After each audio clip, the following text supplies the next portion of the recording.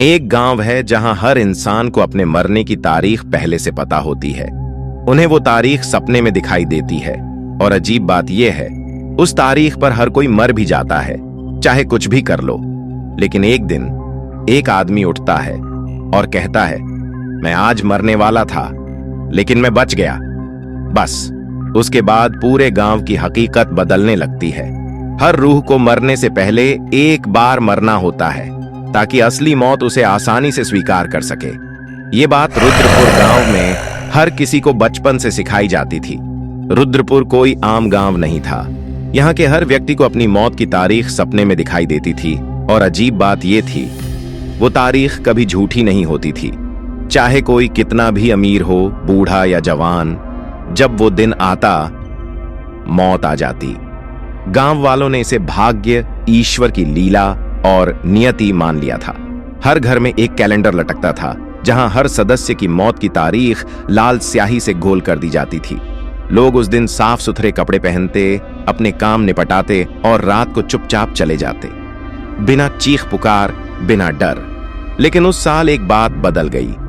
ईशान, गांव का सबसे शांत और समझदार लड़का, 27 साल का था। उसे बचपन में ही सपना आया था, 14 अप्रैल 2025 उसकी आखिरी रात होगी। वो दिन आ गया।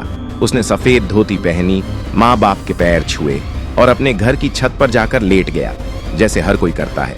रात के 11:59 हुए, फिर 12 बजे, फिर 12:01 और ईशान की सांस चलती रही। सुबह की रोशनी के साथ गांव में सनसनी फैल गई। ईशान बच गया है। लोग इकट्ठा हुए, कुछ डर गए, कुछ चौंक गए और कुछ पंडित रुद्र के पास भागे। पंडित रुद्र ने आंखें बंद की और सिर उठाकर कहा, संघर्ष शुरू हो गया है। ये गांव संतुलन से बाहर हो गया है। कोई दरवाजा खुल चुका है। उस रात से अजीब घटनाएं शुरू हो गईं। घड़ी की सुइयां उलटी चलने लगीं। लोगों को सपनों में अजनबी चेहरों की मौतें दिखने लगीं और वो चेहरे गांव के नहीं थे।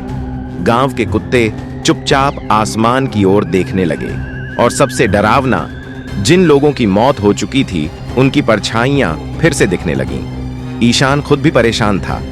वो हर सुबह उठता, खुद को छूता, सांस लेता और फिर सोचता, मैं क्यों जिंदा हूं।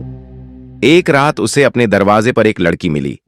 उसने काले कपड़े पहने थे, आंखें सूनी थीं और उसकी आवाज बहुत धीमी थी। तुम पहले इंसान हो जो बचा है, अब तुम्हें वो देखना पड़ेगा जो किसी को नहीं दिखता। ईशान ने पूछा, तुम कौन हो? लड़की बोली, मैं असली दुनिया से हूं और ये गांव एक प्रयोगशाला है जहां आत्माओं को मौत का अभ्यास कराया जाता है। ईशान हंस पड़ा। क्या मैं कोई प्रयोग हूं?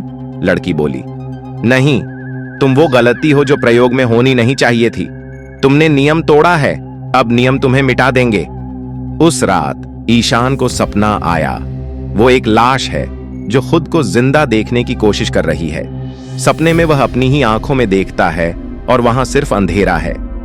अगली सुबह गांव के बुजुर्गों ने फैसला लिया, ईशान को मार दिया जाए ताकि संतुलन लौटे। भीड़ इकट्ठा हुई, मशालें उठीं और लोग ईशान के घर की ओर बढ़ने लगे, पर घर खाली था। ईशान जंगल की ओर भागा था, उसी जगह जहां बचपन में वो मौत का सपना देखा करता था। वहीं एक पुरानी झोपड़ी थी जहां एक टूटा हुआ आईना लटक रहा था। आईने में झांकते ही ईशान को कुछ अजीब दिखा। वो कोई और था। आईने में जो चेहरा था वो ईशान का नहीं था, बल्कि वही डॉक्टर था जिसे वो पिछले 1 हफ्ते से सपनों में देखता आ रहा था। डॉक्टर कह रहा था, ईशान, ईशान, तुम सुन सकते हो? अचानक जमीन हिलने लगी, सब कुछ सफेद होने लगा और ईशान की आंखें खुली। वो एक अस्पताल के बेड पर था। उसके आसपास मॉनिटर बीप कर रहे थे। एक डॉक्टर रो रहा था, मिरेकल है, वो कोमा से बाहर आ गया। लेकिन ईशान चुपचाप बैठा रहा। उसने डॉक्टर को देखा और पहचाना, यही वो चेहरा था जो गांव के सपने में आईने में दिखता था। डॉक्टर ने धीरे से कहा, तुम 7 महीने से कोमा में थे, एक्सीडेंट हुआ था, पर अब तुम वापस हो। ईशान ने धीमे से पूछा, रुद्रपुर कहां है? डॉक्टर चौंका, कौन सा रुद्रपुर? ईशान को अब समझ आया, जो कुछ उसने देखा वो सपना नहीं था, वो एक रिहर्सल था, मौत की तैयारी। पर उसकी आत्मा ने उस रिहर्सल को फेल कर दिया। अब वो असली दुनिया में है, या शायद ये भी कोई नया रिहर्सल जॉन है। एक रात ईशान अस्पताल की खिड़की से बाहर देख रहा होता है। पीछे से वही लड़की आती है जिसे वो गांव में मिला था। वही काले कपड़े, वही आंखें। वो मुस्कुरा कर कहती है, शुभकामनाएं ईशान, राउंड 2 शुरू हो गया है। अगर आप लोगों को इस स्टोरी का राउंड 2 भी देखना है तो कमेंट करो और चैनल को सब्सक्राइब करो। मिलते हैं अगली वीडियो में। धन्यवाद।